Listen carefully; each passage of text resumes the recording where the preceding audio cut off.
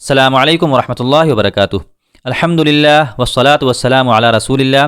یہ مدنی قاعدے کا سبق نمبر 8 ہے۔ انشاءاللہ اس سبق میں ہم آج کھڑے زبر، کھڑا زیر اور کھڑے پیش کے بارے میں جانیں گے۔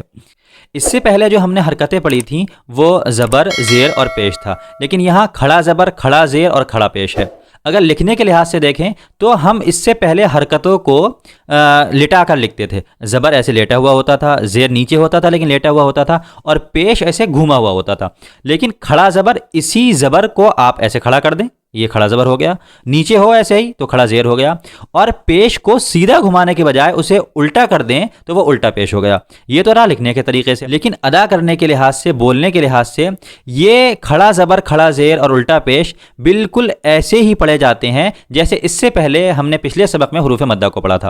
حروف مدہ کو ہم نے کھینچ کر پڑھا تھا، الف سے پہلے زبر، واو سے پہلے پیش اور یا سے پہلے زیر کو ہم نے کھینچ کر پڑھا تھا۔ اب جہاں جہاں کھڑی حرکت آئے گی اس کو ہم بالکل حروف مدہ کی ہی طرح پڑھیں گے۔ آپ یہ سمجھ لیں کہ پڑھنے کے لحاظ سے حروف مدہ اور کھڑی حرکتیں ایک جیسی ہیں، صرف لکھنے کے لحاظ سے الگ ہوتی ہیں۔ جیسے ہم نے پچھلے سبق میں پڑھا تھا تا الف زبر تا، تا واو پیش تو، تا یا زیر تی، بالکل اسی طرح تا کھڑا زبر تا، تا کھڑا زیر تی، تا الٹا پیش تو۔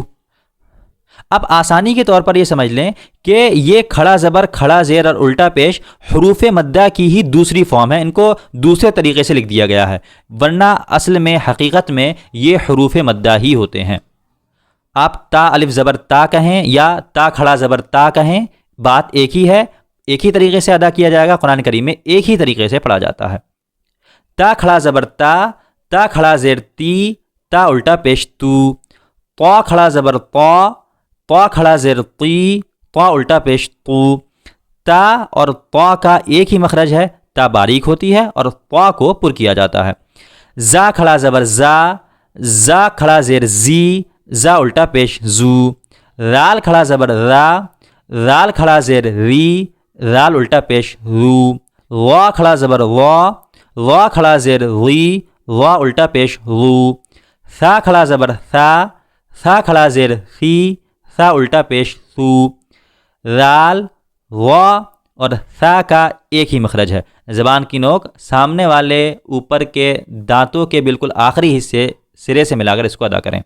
سین کھڑا زبر سا، سین کھڑا زیر سی، سین الٹا پیش سو۔ صاد کھڑا زبر صا، صاد کھڑا زیر سی، صاد الٹا پیش سو۔ دال کھڑا زبر دا، دال کھڑا زیر دی، دال الٹا پیش دو۔ ضاد کھڑا زبر ضا، ضاد کھڑا زیر ضی، ضاد الٹا پیش ضو۔ کاف کھڑا زبر کا، کاف کھڑا زیر کی، کاف الٹا پیش کو۔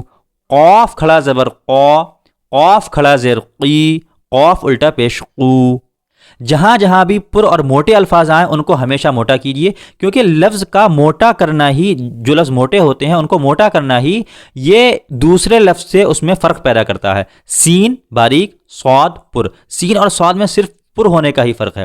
اسے ابھی تختی قاعدے سے ہی اس بات کو اپنے اندر راسخ کر لیں، بالکل رچا بسا لیں، انشاءاللہ قرآن کریم پڑھنے میں آپ کو کوئی پریشانی نہیں ہوگی۔ ہا کھڑا زبر ہا، ہا کھڑا زیر ہی، ہا الٹا پیش ہو۔ ہا کھڑا زبر ہا، ہا کھڑا زیر ہی، ہا الٹا پیش ہو۔ ہا حلق کے سب سے نیچے والے حصے سے، ہا چھوٹا ہا جس کو کہتے ہیں، اور بیچ والے حصے سے ہا، ہا ہا۔ حمزہ کھڑا زبر آ، حمزہ کھڑا زیر ای، حمزہ الٹا پیش او۔ یہاں حمزے کو دیکھیں دو طریقے سے لکھا گیا ہے، الف کے اوپر کھڑا زبر ہو تو وہ بھی حمزہ پڑھا جائے گا، اور حمزہ اگر اپنی اصلی شکل میں اس کا سر ہو اگر تب بھی وہ حمزہ پڑھا جائے گا۔ عین کھڑا زبر آ، عین کھڑا زیر عی، عین الٹا پیش عو۔ عین کا مخرج بیچ حلق۔ خا کھڑا زبر خا، خا کھڑا زیر خی، خا الٹا پیش خو۔ غین کھڑا زبر غا، غین کھڑا زیر غی، غین الٹا پیش غو۔ یہاں ہم نے پڑھا عین، خا اور غین۔ عین کا مخرج بیچ حلق، اس کو تھوڑا نچوڑ کر پڑھیں، تھوڑا زور لگا کر پڑھیں۔ عین، خا آخر حلق سے، اور غین بھی آخر حلق سے ادا ہوتا ہے۔ با کھڑا زبر با، با کھڑا زیر بی، با الٹا پیش بو۔ میم کھڑا زبر ما، میم کھڑا زیر می، میم الٹا پیش مو، یہاں تک میں نے آپ کو پڑھا دیا ہے۔ اس سے آگے آپ انشاءاللہ خود پڑھ سکتے ہیں، خود پریکٹس کیجئے اور اپنے بھائی کو ہمیشہ دعاؤں میں یاد رکھیے۔ میں اللہ تبارک و تعالیٰ سے دعا کرتا ہوں کہ آپ کے لیے قرآن کریم کو پڑھنا آسان فرمائے۔ السلام علیکم۔